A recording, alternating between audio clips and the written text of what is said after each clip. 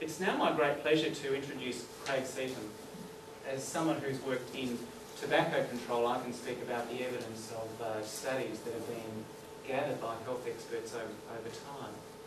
But I think it's more incisive and important also to have the voice of someone who's actually been on the inside, working with the tobacco industry and understands the strategies and what's at stake here. It's now my very great pleasure to introduce Craig and invite him to say a few words.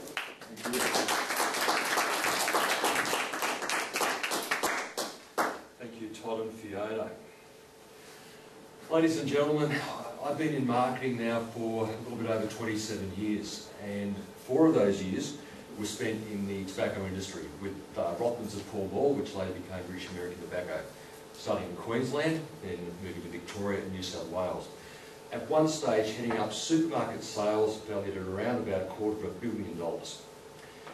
Now, during that time, I was exposed to a lot of things that changed within the industry, from new brand launches, brand failures, brand changes, packet changes, price wars.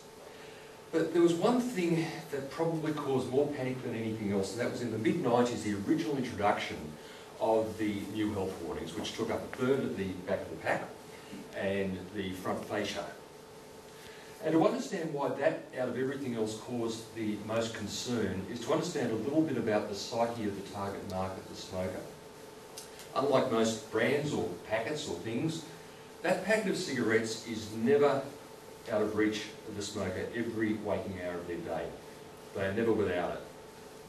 And the brand themselves that they smoke, or the product, what's inside the packet is almost incidental or irrelevant. It's actually the packet itself that shows the world the way that they see themselves. If, for example, a person is a high-flying stockbroker and sees themselves that way, chances are they'll smoke a fairly racy product, such as a Peter Stuyvesant or a Dunhill or maybe a Benson & Hedges. But if, on the other hand, they identify more with the Jimmy Barnes-style working-class man, that Peter Stuyvesant might become a Peter Jackson, or a Winfield, or possibly slightly American Marlboro. But if the stockbroker happens to be female, chances are she'll smoke menthol. And that could be Alpine, or it could be St. Moritz, or Vogue, but something along those lines. Every aspect of that product is meticulously tested, right from the colours, the shades, the fonts, the communications, and I'm even looking for one that has a little fake tax stamp, but I can't find one. But each brand has a personality and almost can talk to you. Plain packaging strips all that away. The cigarette brand becomes a commodity. And what I believe will happen are 2 things. First of all, existing smokers have nothing left to identify themselves with. They're just smoking a product. But more importantly, that packet that they put down on their desk at work or on a restaurant or pub table is going to be less attractive and seductive to the recruitment of potential young smokers.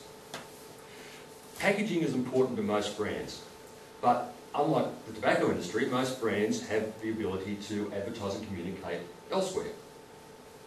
Cigarettes don't.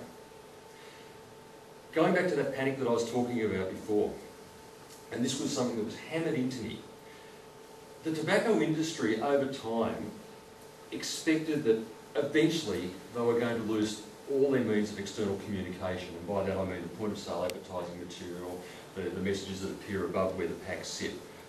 That's a given. They knew that was going to happen. But that pack is the only single thing that they have to communicate their message to their target consumer. Without it, they have nothing left to sell. Thank you very much.